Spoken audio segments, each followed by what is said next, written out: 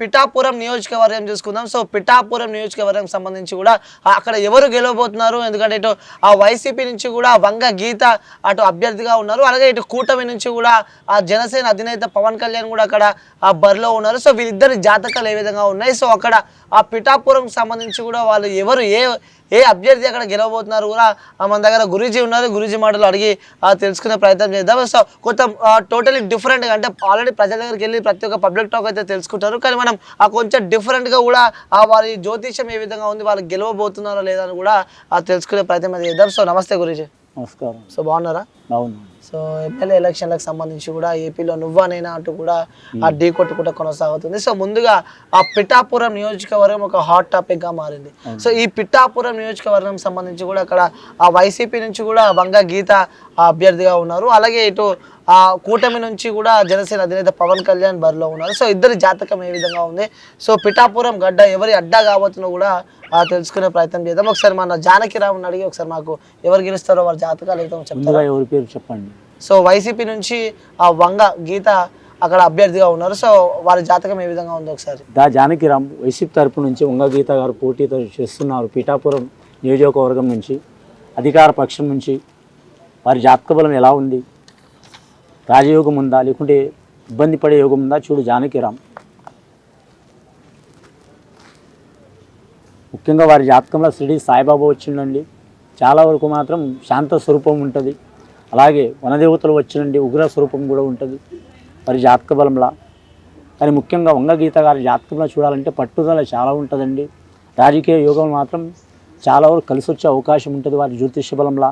వారికి ఎంత మంచి ఫలితం ఉంటుందో అన్ని ఇబ్బందులు కూడా ఉంటాయి. కానీ ముఖ్యంగా అధికార పక్షం నుంచి వారు పోటీ చేస్తున్న మాత్రం వారి జాతకంలో చివరి టైంలో మాత్రం ఇబ్బందులు పడే అవకాశం ఉన్నదండి వారి జాతకంలో. ఓకే, సో చివరి టైంలో ఇబ్బందులు పడే అవకాశం ఉంది. చివరి టైంలో ప్రసక్తంగా కొనసాగే అవకాశం ఉంది, చివరి టైంలో ఇబ్బందులు పడే అవకాశం ఉందండి. ఓకే, సో ఇప్పుడు జనసేన పార్టీ అధినేత అభ్యర్థి పవన్ కళ్యాణ్ గారి రాజకీయ భవిష్యత్ ఏ విధంగా ఉంది, సో అక్కడ పిఠాపురంలో గెలవబోతున్నాడా లేడా అని తెలుసుకునే ప్రయత్నం చేద్దాం. ఒకసారి జానకిరామ్ని అడిగి పవన్ కళ్యాణ్ గారి జ్యోతిష్యం ఏ విధంగా ఉంది, సో అక్కడ గెలవబోతున్నాడా లేడా అని తెలుసుకునే ప్రయత్నం అయితే చేద్దాం.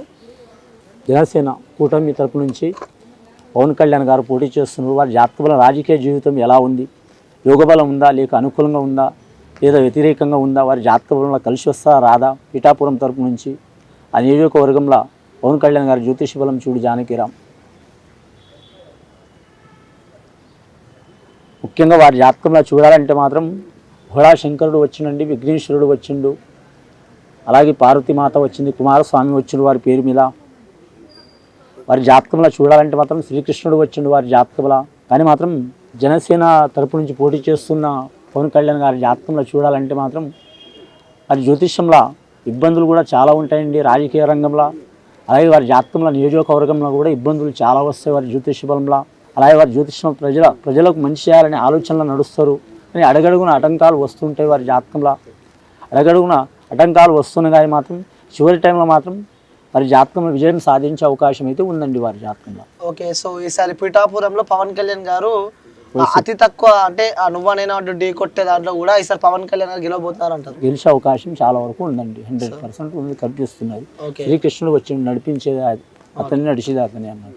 సో వ్యూస్, ఇటు పిఠాపురం నియోజకవర్గం సంబంధించి కూడా పవన్ కళ్యాణ్ గారిది అలాగే వంగ గీత గారిది కూడా మనము జ్యోతిష్యం చూపించడం జరిగింది. సో ఈసారి అంటే నువ్వా నేనా అంటూ కూడా కొనసాగుతుంది, కానీ చివరిలో మాత్రం పవన్ కళ్యాణ్ గెలిచే అవకాశాలు కూడా ఉన్నాయంటూ కూడా మనతో పాటు గురువు గారు చెప్తున్నారు. ఇప్పుడు మనము మీ అందరం కంటే మనము జ్యోతిష్యం చూపించడం జరిగింది. సో నువ్వా నేను అంటూ కొనసాగే ఆ పోటీలో కూడా పవన్ కళ్యాణ్ గారు గెలిచే అవకాశాలు ఉన్నాయంటూ కూడా చెప్పడం జరుగుతుంది. సో మంగళగిరి నియోజకవర్గంలో ఏ పార్టీ గెలవనుంది, ఏ అభ్యర్థి గెలవనుండో కూడా ఒక చర్చనీయాంశంగా మారింది. సో అక్కడ కూడా నువ్వా నేనా అంటూ కూడా పోటీ కొనసాగుతుంది. సో వాళ్ళ అభ్యర్థుల జ్యోతిష్యం చెప్పే ప్రయత్నం చేద్దాం, ఎందుకంటే అక్కడ ఎవరు గెలుస్తారో మన ప్యారెట్ చిలుక ద్వారా తెలుసుకుందాం, ఎందుకంటే వారి జ్యోతిష్యం ఏ విధంగా ఉంది. సో ఫస్ట్ మనతో పాటు గురూజీ గారు ఉన్నారు. గురూజీ నమస్తే. నమస్కారం. సో మంగళగిరి నియోజకవర్గం సంబంధించి కూడా అక్కడ కూటమి నుంచి టీడీపీ పార్టీ నుంచి కూడా నారా లోకేష్ అక్కడ అభ్యర్థిగా ఉన్నారు, అలాగే ఇటు వైసీపీ నుంచి చూసుకుంటే కూడా లావణ్య గారు అక్కడ అభ్యర్థిగా ఉన్నారు. సో ఇద్దరి జ్యోతిష్యం ఏ విధంగా ఉంది, సో అక్కడ మంగళగిరిలో ఎవరు గెలవబోతున్నారు ఒకసారి మన జానకిరామ్ని అడిగి తెలుసుకునే ప్రయత్నం అది చేద్దామా. ముందుగా ఎవరి పేరు మీద చూద్దాం. సో ఇక్కడ ఆ ముందుగా మంగళగిరి నుంచి వైసీపీ అభ్యర్థి లావణ్య గారి జాతకం ఒకసారి మనం చూద్దాం. అధికార పక్షం వైసీపీ తరపు నుంచి లావణ్య గారి జ్యోతిష బలం మంగళగిరి నియోజకవర్గం. ఆమె జ్యోతిష బలం ఎలా ఉంది, కలిసి వస్తా కలిసి రాదా చూడు జానకిరామ్.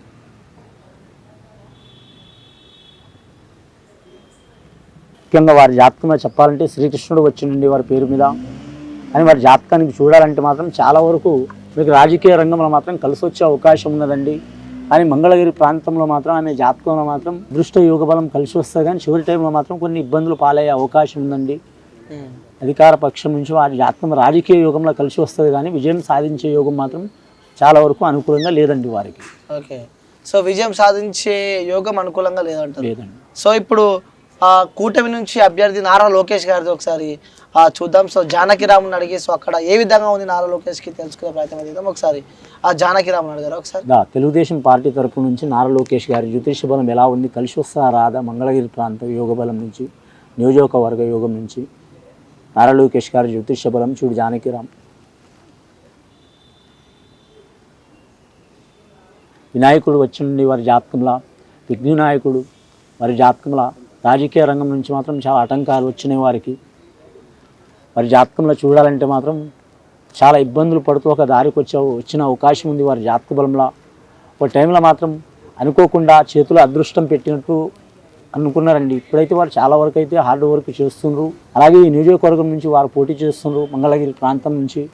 తప్పకుండా విజయం సాధించే అవకాశం అయితే ఉందండి వారి జాతకం. ఓకే, ఈసారి మంగళగిరిలో నారా లోకేష్ గెలవబోతున్నారు, గెలిచే అవకాశం ఉందండి. వినాయకుని పెళ్లి కూడా ఆటంకాలు తప్పలేవు. అలాగే వారికి అలాగే ఆటంకాలు వచ్చినాయి 1-2 సార్లు. ఈ 3వ సారి మాత్రం కలిసి వచ్చే అవకాశం ఉన్నదండి. ఓకే, అంటే కొన్ని సర్వేలలో కూడా మళ్ళీ లావణ్య గెలుస్తుంది అంటున్నారు. సో ఇక్కడ అయితే సర్వే నారా లోకేష్ గారు గెలుస్తారు అని చెప్పి కూడా ఇక్కడ జ్యోతిష్యం చెప్పబడుతుంది. సో మనం ఇక వేచి చూద్దాం, ఎందుకంటే ఇక్కడ ఆ మంగళగిరి నియోజకవర్గం కూడా ఒక ప్రతిష్టాత్మకంగా తీసుకుందని చెప్పుకోవచ్చు. ఎందుకంటే ఆ చంద్రబాబు నాయుడు కొడుకు ఇక్కడ ఆ నారా లోకేష్ గతంలో కూడా అదే నియోజకవర్గం నుంచి తాను ఓడిపోవడం జరిగింది. సో మళ్ళీ అక్కడి నుంచే పోటీ చేస్తున్నారు. సో అక్కడ ఆ వైసీపీ నుంచి కూడా లావణ్య గారు బదిలో ఉన్నారు. సో ఇక్కడ ఆ జ్యోతిష్యం పరంగా చూస్తే మాత్రం ఈసారి ఆ పక్క నారా లోకేష్ గెలుస్తున్నారు అంటూ కూడా ఇక్కడ వారి జాతకంలో ఉన్నట్టు మనకు తెలుస్తుంది. సో కడపలో ఎవరు గెలుస్తారంటూ కూడా ఒక చర్చనీయాంశం మారింది. సో కడప ఆ ఎంపీకి సంబంధించి కూడా ఇటు షర్మిల పోటీ చేస్తుంటే అలాగే ఇటు అవినాష్ కూడా రంగంలో ఉన్నారు. సో ఇక్కడ పోటీ ఏ విధంగా ఉంటుంది, ఎవరికి వాళ్ళ బలహాలు ఏ విధంగా ఉన్నాయి, సో వారి జాతకం ఏ విధంగా ఉంది తెలుసుకునే ప్రయత్నం అయితే చేస్తా. సో ఫస్ట్ ఆ షర్మిల గారి జాతకం ఏ విధంగా ఉంది ఒకసారి తెలుసుకుందామా గురుజీ?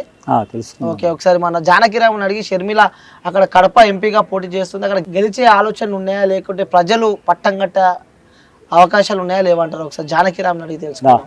షర్మిల గారి జ్యోతిష బలం ఎలా ఉంది రాజకీయ రంగంలో కాంగ్రెస్ పార్టీ తరపు నుంచి ఆంధ్రప్రదేశ్ ప్రాంతం నుంచి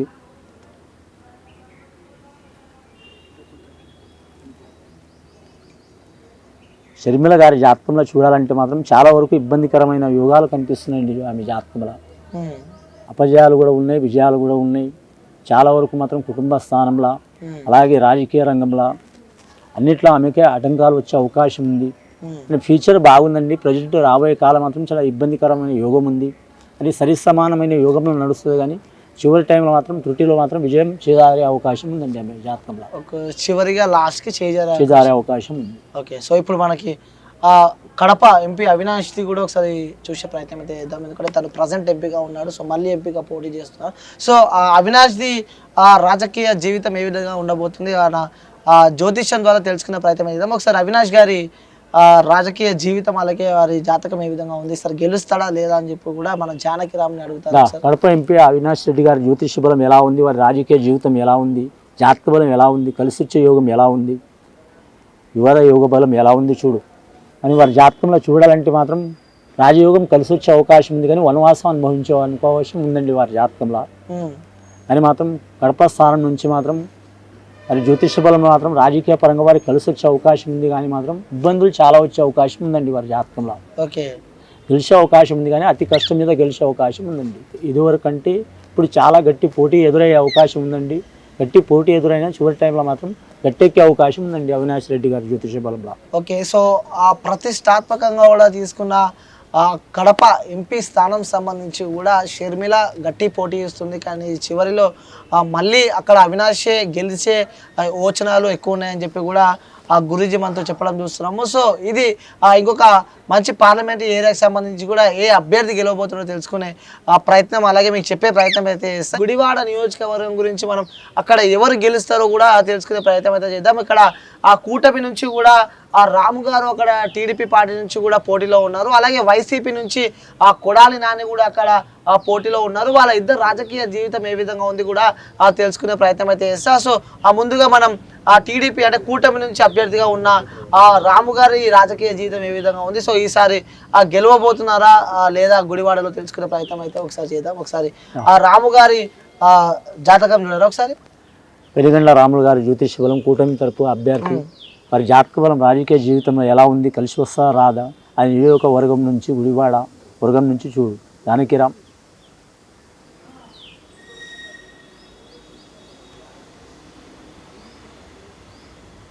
రాజకీయ యోగ బలం చాలా వరకు అందరికీ మాత్రం ఇట్లా తిరిగే అవకాశం చాలా వరకు ఉన్నదండి. వారి పేరు మీద మొత్తం సర్వ ప్రాంతాలు తిరిగే అవకాశం ఉంది. చాలా వరకు మాత్రం ఇబ్బందులు ఎదురయ్యే అవకాశం ఉన్నది. వెలిగండ్ల రాము గారి జ్యోతిష బలంలో చూడాలంటే మాత్రం రాజకీయ రంగంలో మాత్రం వారి జాతకంలో మాత్రం ప్రజలకు మాత్రం సహకారం చేసే అవకాశం ఉంది. అధికారం వచ్చినా రాకపోయినా అని కూటమి తరపు నుంచి చివరి వరకు మాత్రం కొనసాగే అవకాశం ఉంది. కానీ త్రుటిలో విజయం మాత్రం అపజయం పాలయ్యే అవకాశం ఉందండి.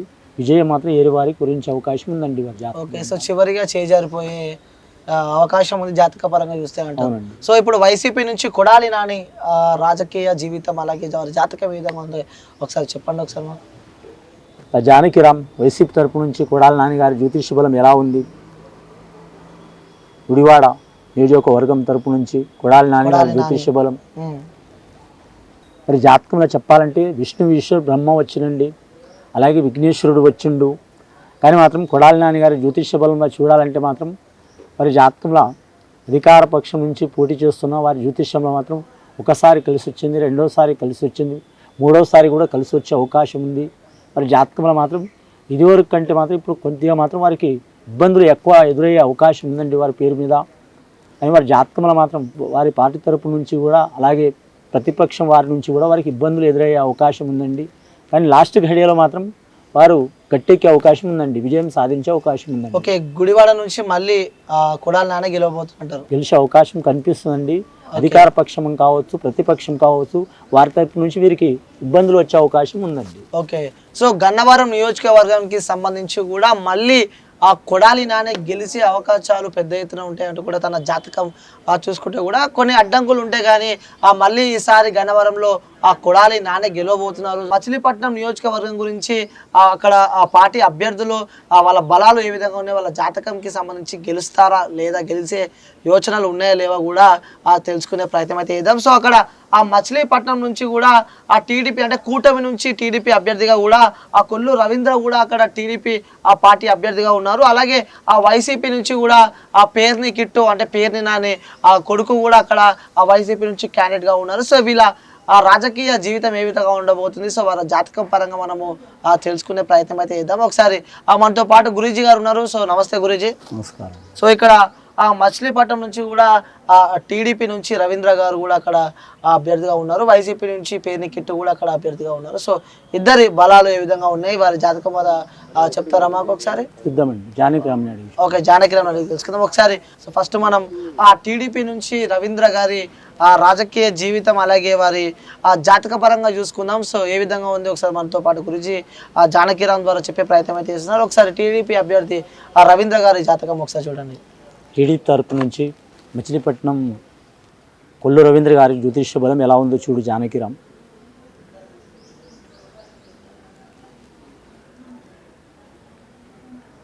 టీడీపీ తరపు నుంచి చూడాలంటే మాత్రం కొల్లు రవీంద్ర గారి జాతకంలో వచ్చిండి, భక్తాంజనేయ స్వామి వచ్చిండు, అలాగే శ్రీకృష్ణుడు వచ్చిండు.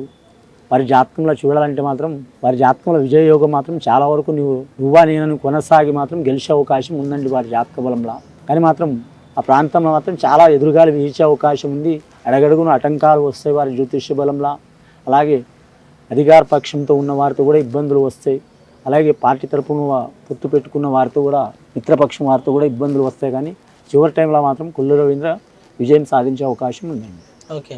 సో నెక్స్ట్ అక్కడ విజయం సాధించే అవకాశం ఉందంటున్నారు. సో అంటే రాజకీయ పరంగా చూసుకుంటే అన్న జాతకం పరంగా చూసుకుంటే ఇప్పుడు అక్కడ వైసీపీ అభ్యర్థిగా ఉన్న పేరుని కిట్టు రాజకీయ జీవితం ఏ విధంగా ఉంటుంది, అలాగే వారి జాతకం ద్వారా తెలుసుకునే ప్రయత్నం అయితే ఇప్పుడు ఆ వైసీపీ క్యాండిడేట్ పేరుని కిట్టుది ఏ విధంగా ఉంది ఒకసారి చెప్పే ప్రయత్నం. చూడు జానకిరామ్ వైసీపీ అభ్యర్థి పేరుని కిట్టు గారి జ్యోతిష్య బలం ఎట్లా ఉంది, అధికార పక్షంలో ఉన్నవారి జ్యోతిష్య బలం కలిసి వచ్చే యోగం ఇప్పుడు రాబోయే కాలంలో ఎలా ఉంది, 2024 సంవత్సరం వారి జాతకంలో చూడాలంటే వారికి కూడా ఆంజనేయ స్వామి వచ్చిండండి, శ్రీకృష్ణుడు వచ్చిండండి.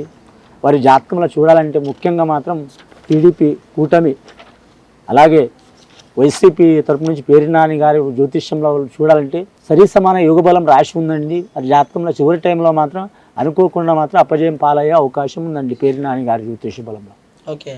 సో లాస్ట్లో నువ్వా నేనా అంటూ కూడా ఢీ కొడతారు, కానీ చివరిగా మాత్రం అక్కడ టీడీపీ కూటమి గెలిచే అవకాశం ఉంది. సో అక్కడ ఆ నియోజకవర్గానికి సంబంధించి కూడా నువ్వా నేనా అంటూ కూడా అక్కడ ఢీ కొడతారు, కానీ చివరిగా అక్కడ ఆ కూటమి అభ్యర్థి రవీందర్కే పెద్ద ఎత్తున జాతకం పరంగా చూసుకుంటే ఆ గెలిచే యోచనలు ఉన్నాయంటూ కూడా ఆ గురూజీ గారు మనతో చెప్పడం చూస్తున్నాం. ఒక ప్రతిష్టాత్మకంగా తీసుకున్న ఆ నియోజకవర్గం ఏదైనా ఉందా అంటే అది ఒక కుప్పం అనే చెప్పొచ్చు. ఈసారి ఎట్లయినా సరే కుప్పంలో ఓడగొట్టాలంటూ కూడా ఇక్కడ ఆ వైసీపీ పార్టీ అధినేత చాలా మంది చెప్తూ ఉంటే, జగన్ గారు చెప్తూ ఉంటే, కానీ ఈసారి మళ్ళీ కుప్పంలో కూడా మేమే గెలుస్తామంటూ కూడా ఆ టీడీపీ నారా చంద్రబాబు అక్కడ మళ్ళీ గెలుస్తామని కూడా చెప్పడం మనం చూస్తున్నాం. సో అక్కడ పబ్లిక్ టాక్ పక్కన పెడితే సో కొంచెం డిఫరెంట్గా కూడా మనం గారి ఆ జ్యోతిష్యం చూద్దాం. అంటే వాళ్ళ జాతకంలో వాళ్ళు గెలిచే యోచనలు ఉన్నాయా లేకుంటే లేవా, ఎక్కడ ఎవరు గెలిచే యోచనలు ఉన్నాయి కూడా మనతో పాటు గురూజీ ఉన్నారు, వారి మాటలు అడిగి తెలుసుకునే ప్రయత్నం చేద్దాం. సో నమస్తే గురూజీ. నమస్కారం. సో అక్కడ కుప్పం నియోజకవర్గానికి సంబంధించి కూడా ఆ టీడీపీ అభ్యర్థిగా అంటే ఆ కూటమి అభ్యర్థిగా కూడా ఆ చంద్రబాబు నాయుడు అక్కడ బరిలో ఉన్నారు. ఇక వైసీపీ నుంచి చూసుకుంటే కూడా కే భరత్ కూడా అక్కడ అభ్యర్థిగా ఉన్నారు. సో వారి ఆ రాజకీయ జీవితం చూసుకుందాం, అలాగే వారి జాతక పరంగా ఎవరు అక్కడ కుప్పంలో గెలవబోతున్నారు కూడా తెలుసుకునే ప్రయత్నం చేద్దాం. ఒకసారి మన జానకిరామ్ని అడుగుతారు, ఒకసారి ఎవరు గెలుస్తారు, ఎవరి ఆ రాజకీయ జీవితం ఏ విధంగా ఉంది. సో ఫస్ట్ మనం ఆ వైసీపీ అభ్యర్థి ఆ భరత్ గారి వైసీపీ అభ్యర్థి కే భరత్ గారి ఆ జాతకం ఏ విధంగా ఉంది తెలుసుకునే ప్రయత్నం చేద్దాం. అధికార పక్షం వైసీపీ అభ్యర్థి కే భరత్ గారి జ్యోతిష్య బలం ఎలా ఉందో చూడు జానకిరామ్. అంశ యోగ బలం కలిసి వస్తా రాదా రాజకీయ రంగంలో వారి జాతకంలో చూడు. కానీ వారి జాతకంలో చూడాలంటే మాత్రం ముఖ్యంగా షిరిడి సాయిబాబా వచ్చిండండి వారి పేరు మీద.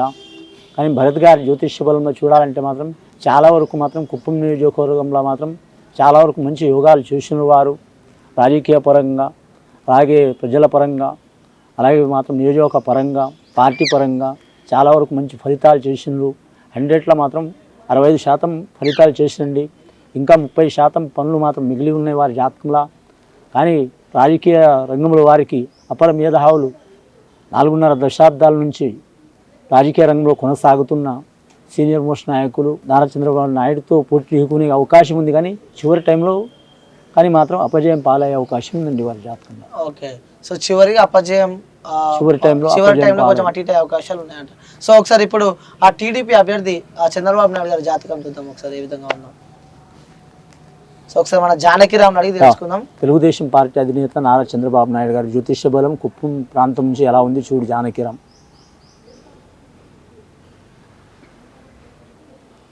వారి జాతకంలో చెప్పాలంటే మాత్రం భోళా శంకరుడు వచ్చిండి వారి జాతక బలంలో.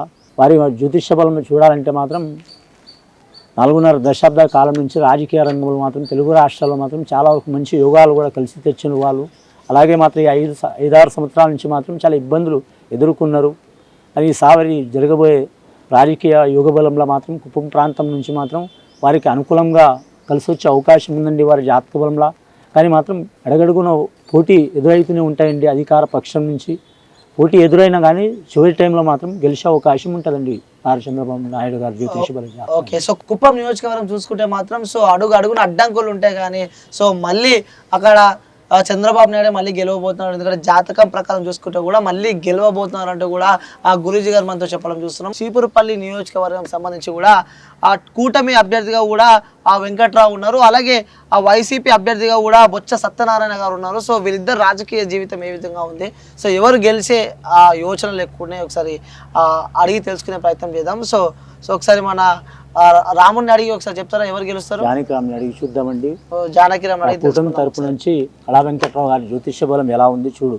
చీపురుపల్లి ప్రాంతం విజయనగరం డిస్టిక్ ప్రాంతం యోగబలం చూడు.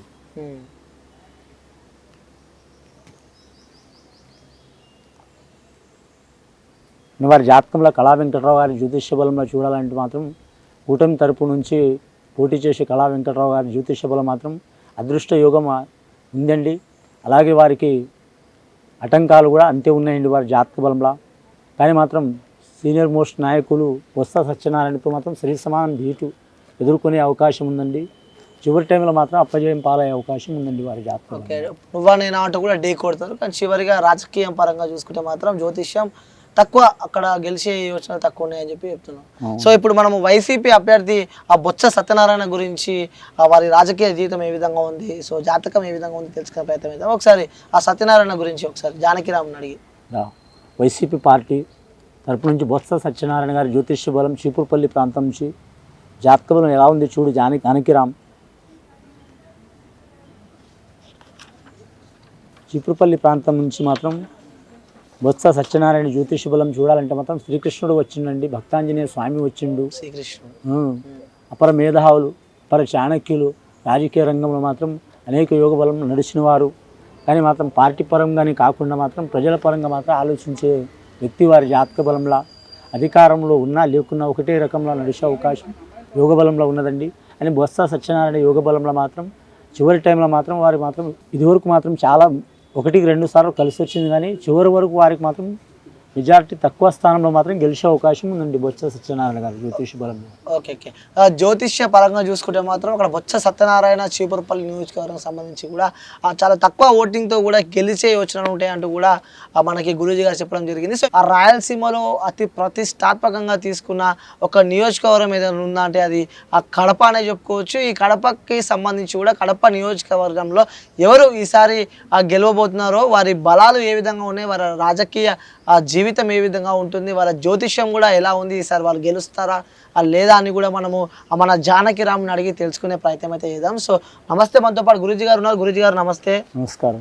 సో కడప గురించి మనము మాట్లాడుకున్నట్టయితే కడప నియోజకవర్గానికి సంబంధించి కూడా అక్కడ ఆ మాధవి రెడ్డి కూడా అక్కడ ఆ కూటమి అభ్యర్థిగా కూడా బరిలో ఉంది. అలాగే ఆ వైసీపీ నుంచి కూడా అంజద్ బాషా కూడా అక్కడ బరిలో ఉన్నారు. సో ఇద్దరి ఆ రాజకీయ జీవితం ఏ విధంగా ఉంది, కడప గడ్డలో ఎవరు ఆ జెండా ఎగిరేయబోతున్నారు, సో ఆ నియోజకవర్గం సంబంధించి కూడా మరి జాతకం ఏ విధంగా ఉంది కూడా ఒకసారి మనకి ఆ జానకిరామ్ అడిగి తెలుసుకునే ప్రయత్నం అది చేద్దాము. సో ముందుగా మనం కూటమి అభ్యర్థిగా ఉన్న మాధవి రెడ్డి గారి జాతకం ఏ విధంగా ఉంది, అక్కడ గెలుస్తారో లేదా ఒకసారి మనకి చెప్పండి గురూజీ గారు, ఒకసారి జానకిరామ్ని అడిగి. కడప అభ్యర్థి కూటమి తరపు నుంచి మాధవి రెడ్డి గారి జ్యోతిష్య బలం ఎలా ఉంది చూడు జానకిరామ్. కలిసి వస్తా రాదా, కడప అంటే గెలుస్తారా లేరా, అదే అండి, కలిసి వస్తుందా రాదా, గెలుస్తారా లేదా అదే అడుగుతున్నారు. అని వారి జాతకంలో చూడాలంటే విఘ్నేశ్వరుడు వచ్చండి వారి పేరు మీద. అని విఘ్ననాయకుడు మాత్రం సర్వదేవతల అధియోగ కారకుడు మాధవిరెడ్డి గారి జాతకంలో చూడాలంటే మాత్రం అధికార పక్షం తరపు వారి నుంచి మాత్రం వీరు సరి సమానంగా ఢీకొనే అవకాశం ఉందండి. చివరి టైం వరకు పోరాడే అవకాశం ఉందండి. లాస్ట్ ఘడియలో మాత్రం అపజయం పాలయ్యే అవకాశం ఉందండి మాధవరెడ్డి గారి జ్యోతిష బలం. ఓకే, సో బరాబర్ టఫ్ కాంపిటీషన్ ఇస్తుంది కానీ చివరిలో ఓడిపోయి ఉన్న లాస్ట్ ఘడియలో మాత్రం చేజారే అవకాశం ఉంది. ఓకే, ఇప్పుడు ఆ వైసీపీ అభ్యర్థిగా ఉన్న అంజద్ బాషా గారి ఒకసారి ఆ జ్యోతిష్యం తెలుసుకునే ప్రయత్నం చేద్దాం. ఒకసారి అంజద్ గారి జ్యోతిష్యం ఒకసారి చెప్తారా మన జానకిరామ్ని అడిగి. వైసీపీ తరపు నుంచి అధికార పక్షం పోటీ చేస్తున్న అంజద్ బాషా గారి జ్యోతిష్యంలో ఎలా ఉంది చూడు జానకిరామ్. ఇస్కే అంజద్ బాషా జ్యోతిష్య బలం అంశబలం శ్రీకృష్ణుడు వచ్చినండి వారి జాతక బలంలా. చాలా వరకు రాజయోగం ఉంటుంది వారి జాతక బలంలా, కలిసి వచ్చే అవకాశం ఉంటుంది. అడగడుగున ఆటంకాలు వస్తాయి అని అడగడుగున ఆటంకాలు వచ్చినా మాత్రం వారి జ్యోతిష బలం మాత్రం నెంబర్ 1 స్థానంలో అయ్యే అవకాశం ఉంటుందండి. సునాయాసంగా అయితే గెలవరండి, ఇబ్బందులు ఆటంకాలు వస్తాయి, కానీ లాస్ట్ ఘడియలో మాత్రం గెలిచే అవకాశం ఉంటుందండి.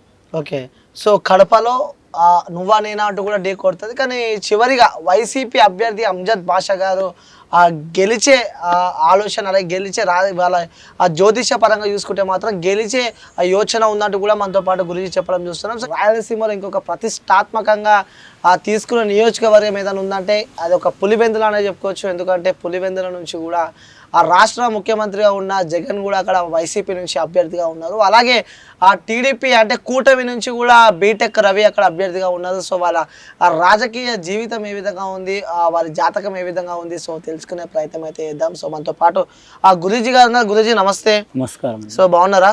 అవును. సో పులివెందుల నియోజకవర్గం సంబంధించి కూడా వారి ఆ బీటెక్ రవిది అలాగే వైఎస్ జగన్మోహన్ రెడ్డి రాజకీయ జీవితం ఏ విధంగా ఉంది, సో వారి జ్యోతిష్య పరంగా చూస్తే వారి రాజకీయ జీవితం ఏ విధంగా ఉంది, సో వారి జాతకం ప్రకారం చూస్తే కూడా వాళ్ళు గెలుస్తారా లేదా అని కూడా తెలుసుకునే ప్రయత్నం అయితే చేద్దాం. ఒకసారి మన జానకి రామునితో కూడా వారి రాజకీయ జీవితం ఏ విధంగా ఉంది, వారి జాతకం తెలుసుకునే ప్రయత్నం చేద్దాం ఒకసారి.